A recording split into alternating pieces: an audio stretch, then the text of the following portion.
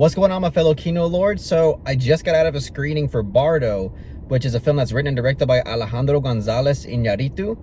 And this is a film that was very high up there on my most anticipated films of 2022. And I mean, it's obviously because it's a film written and directed by Inarritu. And we're all aware of the brilliant films that he's made. I mean, at the very least, most people would agree that Birdman and Amores Perros are truly great films. And I mean, personally, I pretty much like all of his films, including 21 Grams, Beautiful, The Revenant. Babel is up there as kind of like a fan favorite of mine. I really love that film. But I knew as soon as I saw the trailer that this was going to be like a one for him type of film. This is a film that I could just tell from the trailer was going to be a very personal movie, a film that is not really concerned with pleasing audiences. And after coming out of the film, I mean, my suspicions were correct. That is exactly this type of film. This film is definitely personal in a lot of different ways. This is a film that is, I would say, probably his most audacious film yet. I don't want to say ambitious, because you really have films like The Revenant and Birdman and a lot of other films in his filmography that are very ambitious, so I don't want to say that, but I do think it is very audacious and his most experimental work yet. And as I mentioned, after seeing it, it's a film that is not really concerned with the critical reception of it. It's not concerned even necessarily with the box office or its ratings. This is a film that he just truly wanted to make for himself.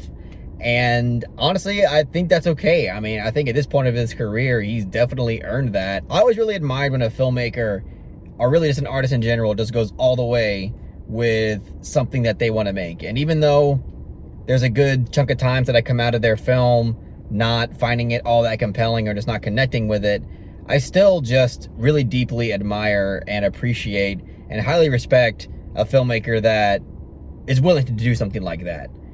And with the Bardo, for me personally, I do think that this is a pretty great film. And it's definitely not going to be everybody's cup of tea. I could see a lot of people not really digging this movie because it is a very long movie. It's nearing 3 hours long. For a 3-hour movie, again, it's not really concerned with really presenting a conventional narrative with conventional character arcs and struggles.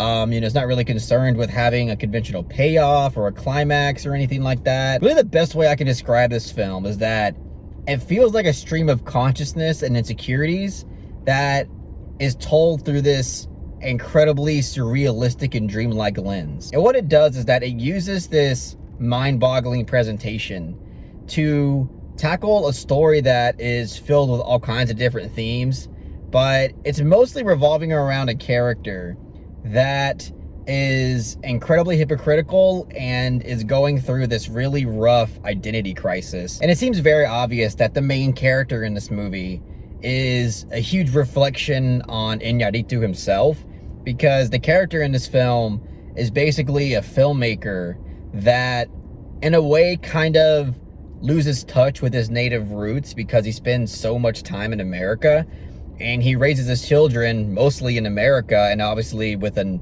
upper class lifestyle. And it's really about a person who, to me, seems to have lost his true self or his former self and is kind of desperately trying to present himself as the person that he thinks that he is. But throughout the film, he's not only confronted by the press and the critics, but he's confronted by his own family about the truth of who he really is, that he really doesn't want to come to terms with.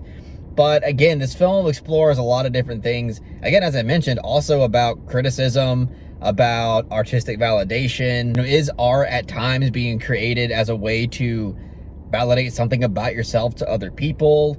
And, it touches on a lot of different personal elements of family life as well, that again are probably very personal to Inarritu himself, because again, there's this kind of identity crisis going between Mexican and American. The last Mexican film that Inarritu made was, I believe, Beautiful, that came out in 2010.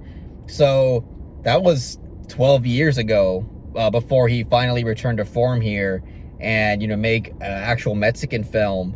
So, again, a lot of the themes and a lot of the personal things that are touched in this film seem to kind of hark back to Inarritu himself. But the fact that it is a very personal movie, and the fact that it does have an incredibly unorthodox presentation to it, and also the fact that it's culturally specific, I can see a lot of people not really engaging with the material and finding it all that compelling.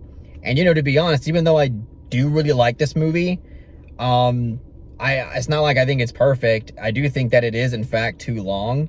And also, I do think that the themes in this film, it's a long movie, so you would kind of expect it to be an incredibly substantive work of art.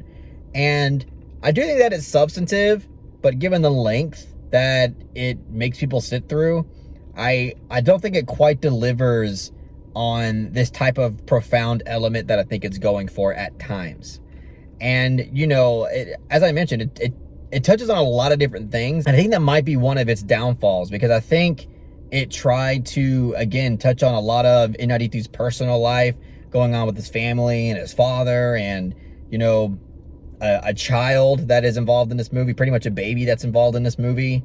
And then combined with the fact that it's about an identity crisis and about film criticism and about art, it just kind of, you kind of get the feeling that it's just kind of touching the surface with a lot of these elements. Some elements I feel like are explored a bit more, and then some things I felt like could have touched on definitely a lot more.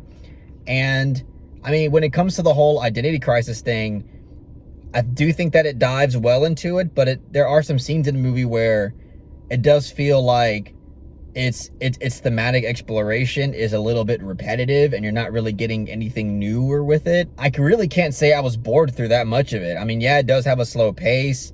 It's really unforgiving with how long it'll linger with a certain situation or a certain setting.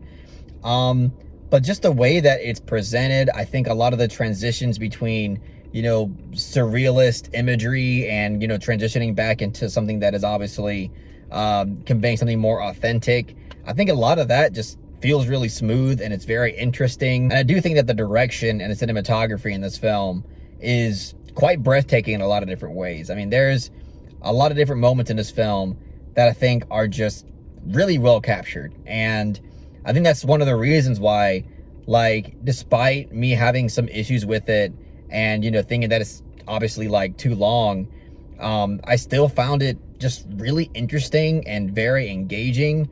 I was always just very curious to see what happened next.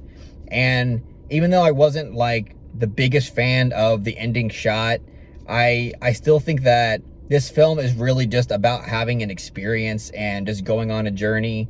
And whether or not you like that journey, that's one thing, but I do think that it delivers an experience that I think people are not going to forget, for better or worse. But for me, like, I found a lot of value in this movie.